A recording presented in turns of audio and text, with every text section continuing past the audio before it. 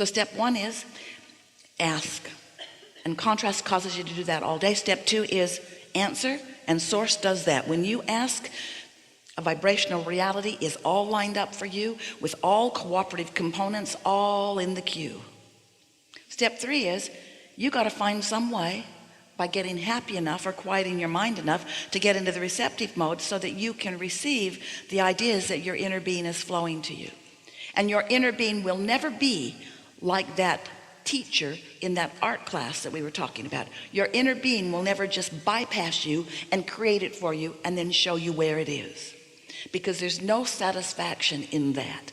You want to mold creation with your own mind, because satisfaction only comes from you defining something that you want and then you finding a way to line up with it. That's the only place that true satisfaction comes from. Satisfaction is alignment with you and your source and your ideas of your expansion. Step four is you just get really, really good at step three. Funny thing to call a whole step for that, but it matters because you all are in step three accidentally from time to time. We want you to do it on purpose, and that's what step four is, mastering it, mastering the way you feel.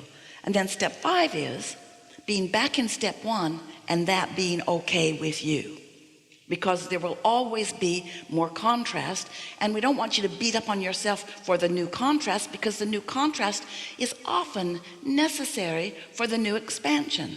And so the creative process is more simple than one might know.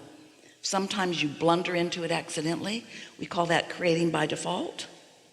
Sometimes you do it on purpose. We call that deliberate creation.